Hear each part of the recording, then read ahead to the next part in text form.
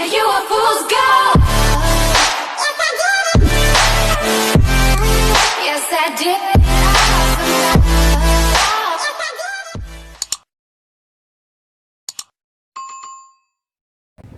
Happy blessed Sunday guys. Ngayon papunta na ako sa aming Filipino ministry kasi first time namin babalik ang regular naming service sa Faith Filipino Methodist Church Filipino Ministry.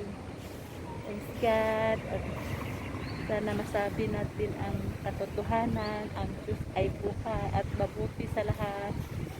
The King of Glory in Jesus name. Amen. Thank you so much. Panoorin mo ako mamaya guys. God bless and I love you to all. Amen. Hindi ko makita ang aking lugar dito. Ito ang lugar na. Paupo muna ako dito. Kasi ito yung aking mga lugar dito sa amin. Bago ako sasakay ng jeep. Jeep. Bus. Yung lugar sa amin. Yung lugar sa amin. Ito yung baba namin. See you later guys.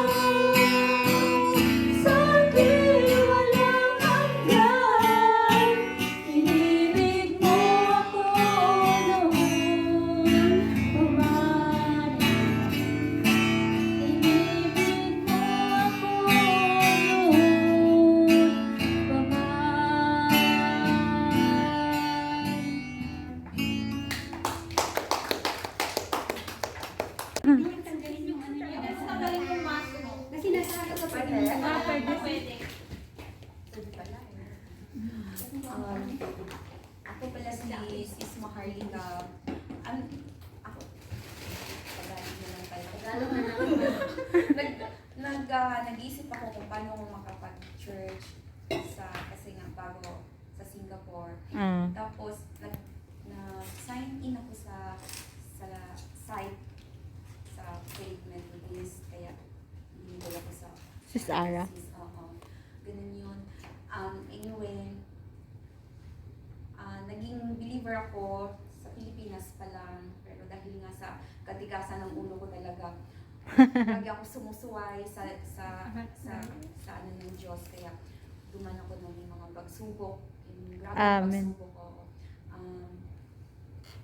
Hiwalay ako sa asawa, meron akong 4 na anak. Balik kasi ako. And then, after naghiwalay, 5 years, nagkaroon ako ng affair sa lesbian.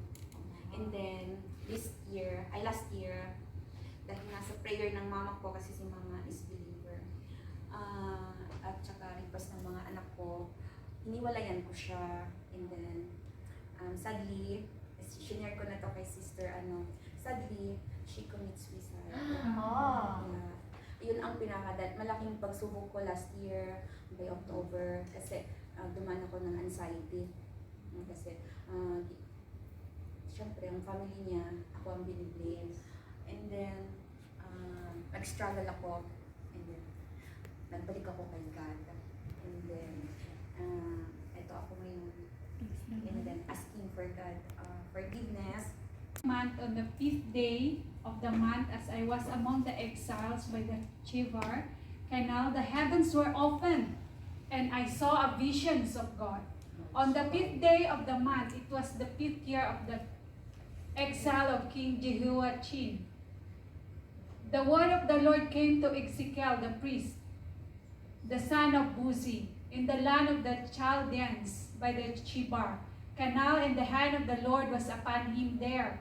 As I looked, behold, a stormy wind came out of the north, and great cloud with brightness around it, and fire flashing forth continually.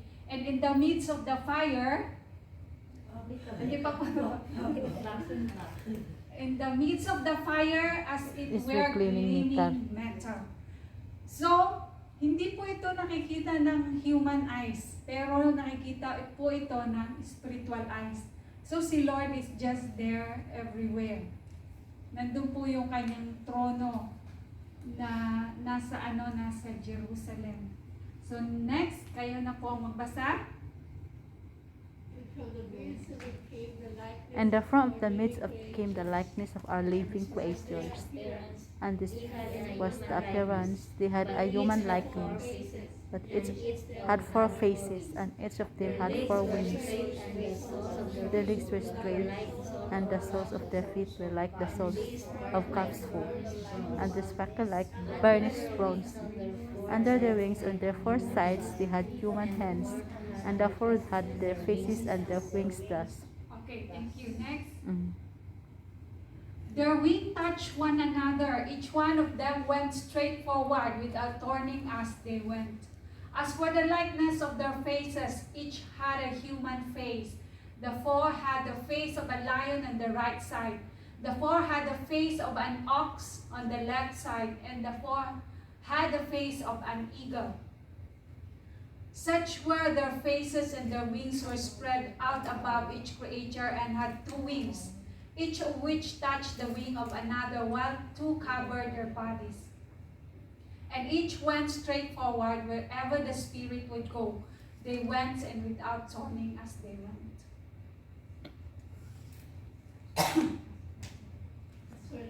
As for the likeness of the living creatures, their appearance was like burning coals of fire, like the appearance of torches moving to the living creatures, and the fire was bright, and out of the fire were forth lightning. And the living creatures darted to and fro, like the appearance of a flash of lightning. Now, as I looked of the living creatures, I saw a wheel of the earth beside the living creatures, one for each of the 4 of them. As for the appearance of the wheels and their construction, their appearance was like the gleaming of beryl, and the four had the same likeness. The appearance and constructions being as it were a whale within a whale. Thank you. Their wings touched one another. Each one of them went straight forward, went out without turning as they went. As for the likeness of their faces each had human face. Nabalik. Okay, ito na. Okay, when they went in any of their four directions without turning as they went. And their wings were tall and awesome. And the rims of all four were full of eyes all around. And when the living creature went, the wheels went beside them. And when the living creature rose from the earth, the wheels rose. Wherever the Spirit wanted to go, they went. And the wheels rose along with them, where the spirit of the living creature was in the wheels. When those went, this went, and when those stood, this stood, and when those rose from the earth, the wheels rose along with them, where the spirit of the living creatures was in the wheels. Over on the heads of the living creatures there was the likeness of an expanse, shining like a wave of spring crystal, spread out above their heads. And under the expanse their wings were stretched out straight, one toward another, and each creature had two wings covering its two body. When they went, I heard the sounds of their wings like the sounds of many waters, like the sounds of the Almighty, a sound of tumult like the sounds of an army. When they stood still, they let down their wings. And there came a voice from above the expanse over their heads. When they stood still, they let down their wings. And above the expanse over their heads, there was the likeness of a throne, in appearance like a sapphire. And seated above the likeness of the throne was a likeness with a human appearance.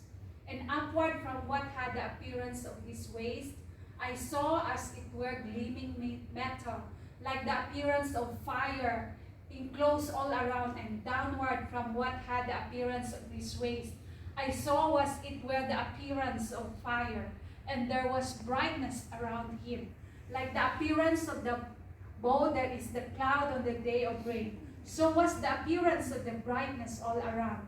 Such was the appearance of the likeness of the glory of the Lord. And when I saw it, may kaputol. Paki-delete nga na lang po ng isa.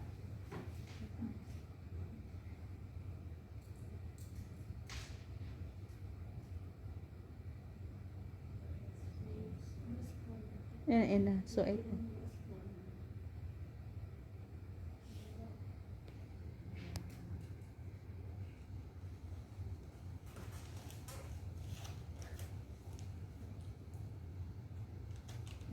Thank you. When I saw it, I fell on my face and I heard the voice of one speaking. Okay, next slide.